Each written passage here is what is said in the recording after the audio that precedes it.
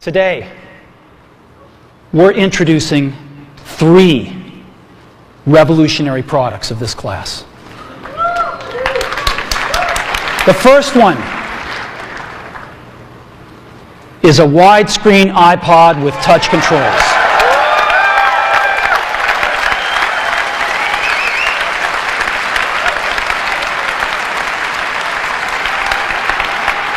The second is a revolutionary mobile phone.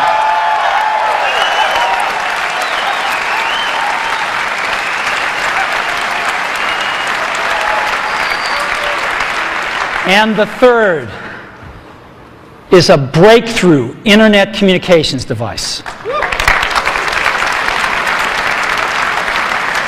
So, 3 things. A widescreen iPod with touch controls, a revolutionary mobile phone, and a breakthrough internet communications device. An iPod, a phone, and an internet communicator. An iPod, a phone. Are you getting it? These are not 3 separate devices. This is one device. And we are calling it iPhone. Today, Apple is going to reinvent the phone. And here it is.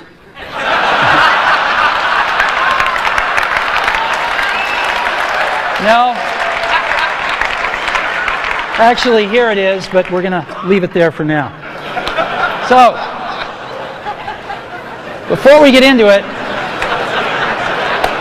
let me talk about a category of things. The most advanced phones are called smartphones, so they say. And they typically combine a phone plus some email capability, plus they say it's the internet, sort of the baby internet, into one device, and they all have these plastic little keyboards on them. And the problem is that they're not so smart and they're not so easy to use. So if you kind of make a Business School 101 graph of the smart axis and the easy to use axis, phones, regular cell phones are kind of right there. They're not so smart and they're not so easy to use. But smartphones are definitely a little smarter, but they actually are harder to use. They're really complicated. Just for the basic stuff, people have a hard time figuring out how to use them. Well, we don't want to do either one of these things.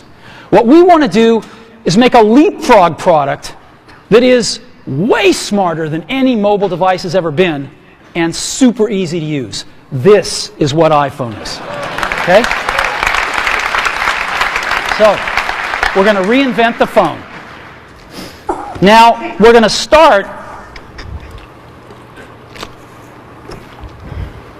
with a revolutionary user interface. It is the result of years of research and development, and of course, it's an interplay of hardware and software. Now, why do we need a revolutionary user interface? I mean, here's 4 smartphones, right? Motorola Q, the BlackBerry, Palm Treo, Nokia E62, the usual suspects. And what's wrong with their user interfaces? Well, the problem with them is really sort of in the bottom 40 there. It's this stuff right here. They all have these keyboards that are there whether you need them or not to be there.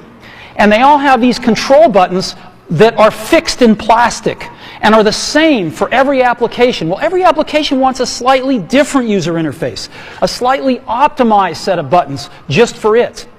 And what happens if you think of a great idea 6 months from now? You can't run around and add a button to these things. They're already shipped.